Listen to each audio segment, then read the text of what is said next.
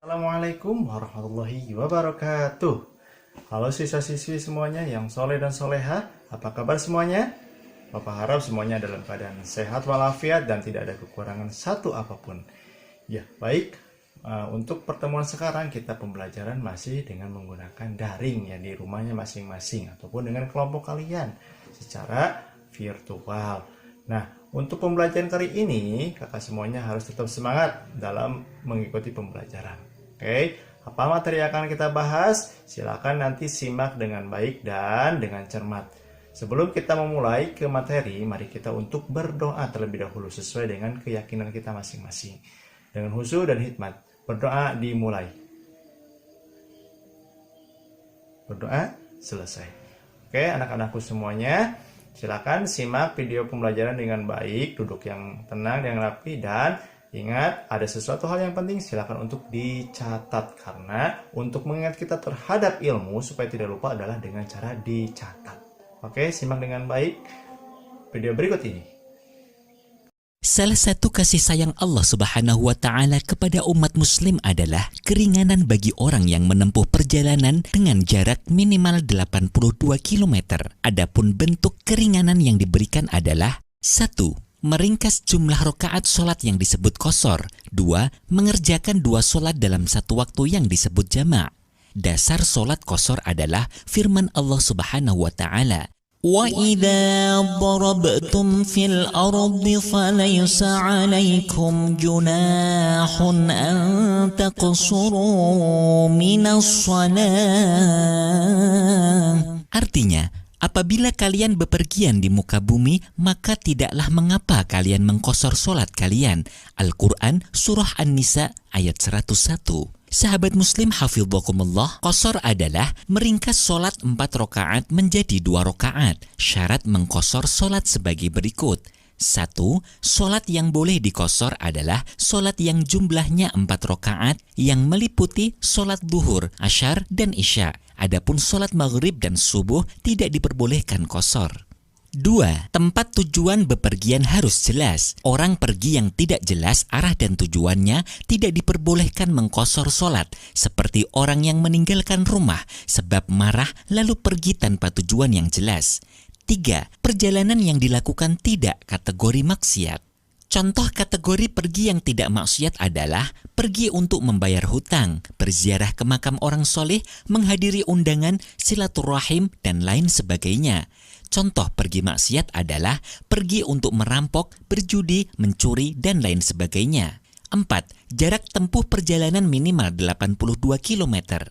Jarak tempuh yang diperbolehkan untuk mengqashar solat adalah minimal 82 km, baik perjalanan dengan berjalan kaki atau naik kendaraan. Keringanan ini bukan dilihat dari waktu dan kecepatan perjalanan yang ditempuh, tetapi dilihat dari jarak atau panjang perjalanan yang dilakukan. Ketika jarak yang ditempuh mencapai 123 km atau lebih, justru disunahkan mengqashar solat. 5. Musafir sudah keluar dari batas desa tempat tinggalnya. Contoh, orang yang bertempat tinggal di Semarang akan melakukan perjalanan ke Surabaya, maka boleh melaksanakan solat qashar setelah keluar dari Semarang. 6. Niat solat qashar saat takbiratul ihram. 7. Tidak makmum dengan orang yang solat sempurna 4 rakaat. Orang yang solat qashar tidak boleh makmum kepada orang yang solat sempurna 4 rakaat, meskipun hanya makmum sebagian, seperti makmum pada saat tahiyat akhir. 8. Solat qashar dilaksanakan saat masih dalam perjalanan.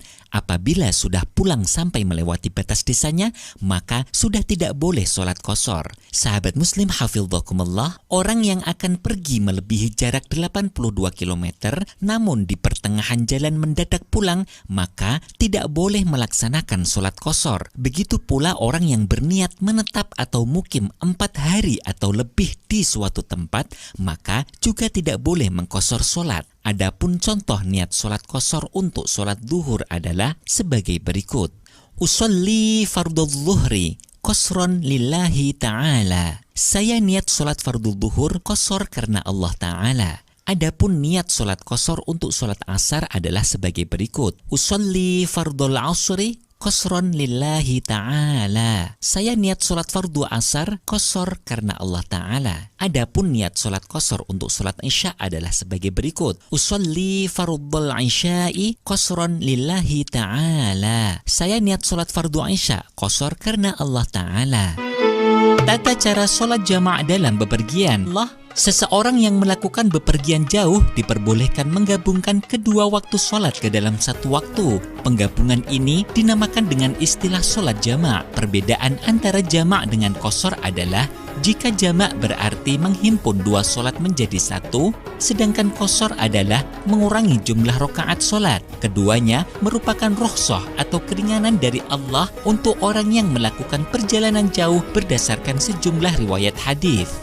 Sebagian ulama fikih menetapkan kebolehan jamak dan qasar sholat untuk perjalanan minimal 2 marhalah atau 16 farsah atau 48 mil atau 4 barit atau perjalanan 2 hari. Apabila dikonversi ke dalam satuan kilometer, menurut mayoritas ulama mengatakan 2 marhalah berjarak 119,9 km. Sebagian ulama berpendapat 2 marhalah berjarak 80,64 km. Ada juga yang mengatakan berjarak 88,704 km. Sedangkan ulama Hanafiyah menyebut 2 marhalah adalah jarak tempuh 96 km. Bagi musafir yang mempunyai tujuan jauh dengan memenuhi batas minimal jarak yang telah ditentukan, boleh menjamak sholat dengan ketentuan sebagai berikut. 1. Ketentuan menggabung sholat jamak berlaku 2 paket, yaitu paket duhur dengan asar, maghrib dengan isya. Apabila ingin melakukan paket duhur asar dengan dilaksanakan pada waktu duhur, maka hal ini disebut dengan istilah jamak takdim. Begitu pula maghrib dengan isya, jika dilakukan pada waktu maghrib, namanya juga jamak takdim. Dan apabila dilakukan pada waktu sholat yang akhir atau kedua, yaitu dilaksanakan pada waktu sholat asar atau isya, maka dinamakan jamak takhir. 2. Sholat subuh tidak mempunyai gabungan paket. Oleh karena itu, sholat subuh tidak bisa dijamak dengan sholat lain. Demikian pula menggabungkan antara asar dengan maghrib karena berbeda paket, maka tidak bisa dijamak. Syarat jamak takdim. 1. Orang yang ingin melaksanakan sholat jamak takdim harus berniat melakukan jamak takdim di dalam sholat pertama. Niat bisa dilaksanakan saat takbiratul ihram, di tengah sholat, atau bahkan sebelum salam. Namun, yang disunnahkan niat jamak takdim dilakukan saat takbiratul ihram sholat yang pertama. 2. Mendahulukan sholat yang awal, yaitu sholat duhur terlebih dahulu, baru kemudian sholat asar atau sholat maghrib baru isya. 3. Waktu sholat awal, waktu sholat duhur atau maghrib yang tersedia cukup untuk melaksanakan 2 sholat jamak tersebut. 4. Mualah, berkesinambungan, maksudnya tidak ada pemisah yang lama, sekira 2 rakaat sholat yang ringan atau pendek antara sholat pertama dengan sholat kedua. 5. Ketika melaksanakan sholat yang kedua masih dalam perjalanan atau safar, meskipun setelah itu ia sampai di rumah sedangkan waktu yang kedua masih tersisa banyak. Misalkan ada orang Jakarta pulang Surabaya, ketika sampai di Semarang ia melaksanakan jamak takdim. Setelah ia melanjutkan perjalanan, ia sampai rumahnya baru pukul 16.00 yang berarti waktu asar masih cukup. Orang ini tidak perlu lagi melakukan sholat asar karena jamak takdimnya tadi sudah sah. 6. Mengetahui bahwa jamak sholat diperbolehkan dalam syariat agama Islam. Syarat jamak takhir. 1. Niat jamak takhir dilakukan pada waktu sholat yang pertama. Jadi apabila ingin melakukan jamak takhir di sholat asar, maka dalam waktu duhur sudah niat jika sholat duhurnya akan dijamak nanti pada waktu asar. 2. Masih dalam posisi safar atau perjalanan saat sholat yang kedua. Contoh niat sholat jamak takdim. A. Sholat duhur dengan asar. Usolli fardhu zuhri 4 raka'atin majmu'an bil asri jama'a takdimin lillahi ta'ala. Saya niat sholat zuhur 4 rakaat jamak takdim dengan sholat asar fardu karena Allah Ta'ala. Usolli fardhul asri 4 raka'atin majmu'an bil zuhri jama'a takdimin lillahi ta'ala. Saya niat sholat asar 4 rakaat jamak takdim dengan sholat zuhur fardu karena Allah Ta'ala. B. Sholat maghrib dengan isya. Usolli fardul maghribi 3 raka'atin majmu'an bil isya'i jama'a takdimin lillahi ta'ala. Saya niat sholat maghrib 3 rakaat jamak takdim dengan sholat isya fardu karena Allah Ta'ala. usalli fardal isya'i arba'a raka'atin majmu'an bil maghribi jama'ah takdimin lillahi ta'ala. Saya niat salat isya 4 rakaat jamak takdim dengan salat maghrib fardu karena Allah Ta'ala. Contoh niat salat jamak takhir. A. Salat zuhur dengan asar. Usalli fardal zuhri arba'a raka'atin majmu'an bil asri jama'ah takhirin lillahi ta'ala. Saya niat salat zuhur 4 rakaat jamak takhir dengan salat asar fardu karena Allah Ta'ala. Usalli fardal asri arba'a raka'atin majmu'an bil zuhri jama'ah takhirin lillahi ta'ala. Saya niat salat asar 4 rakaat jamak takhir dengan salat zuhur fardu karena Allah Ta'ala. B. Salat maghrib dengan isya. Usalli fardal maghribi 3 raka'atin majmu'an bil isya'i jama'ah takhirin lillahi ta'ala. Saya niat salat maghrib 3 rakaat jamak takhir dengan salat isya fardu karena Allah Ta'ala. Usalli fardal isya'i 4 raka'atin majmu'an bil maghribi jama'ah takhirin lillahi ta'ala. Saya niat salat isya 4 rakaat jamak takhir dengan salat maghrib fardu karena Allah Ta'ala. Nah sahabat muslim, orang yang bepergian selain diperbolehkan jamak dan mengqashar sholat, juga diperkenankan menggabungkan antara jamak dengan qashar sekaligus. Contoh niat sholat jamak qashar. 1.